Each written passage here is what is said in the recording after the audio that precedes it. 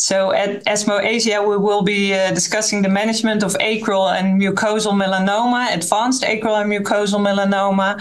We know that these in the Western world are really rare types of melanoma, accounting for only a few percent, but in the Asian population, their incidence is much higher, accounting for 1/3 of the melanomas for acral and 1/3 for mucosal.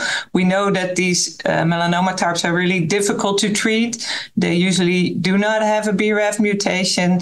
They do not have a UV signature. They have a low mutational burden, so they respond poorly to, for example, checkpoint inhibition, and often do not have an option for targeted treatment. We've seen that for checkpoint inhibition, for example, in mucosal melanoma, we've seen that the response rate to anti-PD-1 is lower than 20%.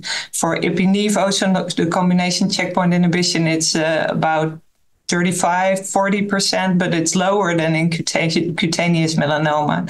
And therefore, other approaches have been explored. For example, the use of TKIs, angiogenic treatment. So we've seen a RCT, a Chinese RCT that combined chemotherapy with bevacizumab in this population, and it showed an improvement of response from 13 to 20%, still not too good, with progression-free survival of only a few months. I think that maybe the most promising approach for these patients would be the combination of checkpoint inhibition and TKI. And we've seen the phase 1 study that was published recently in only a small subset of patients, combining axitinib with anti-PD-1, showing more promising response rates up to 50%. So we need to see if that holds true in larger studies.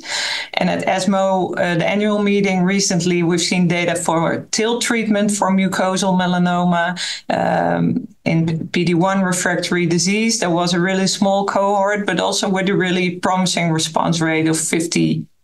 So in summary, I think for mucosal melanoma, the efficacy of checkpoint inhibition is much lower than in cutaneous melanoma. The addition of a TKI might be beneficial, and I think that TIL might be promising for the future for these patients. For mucosal, I think for acral, it's a similar story. So low efficacy of checkpoint inhibition. We've also seen that in our Dutch cohort. So the Dutch melanoma treatment registry response rates of up to 30%, so lower than in cutaneous. And also here, there has been a study combining TKI with anti-PD-1 and temozolomide chemotherapy that looked really promising.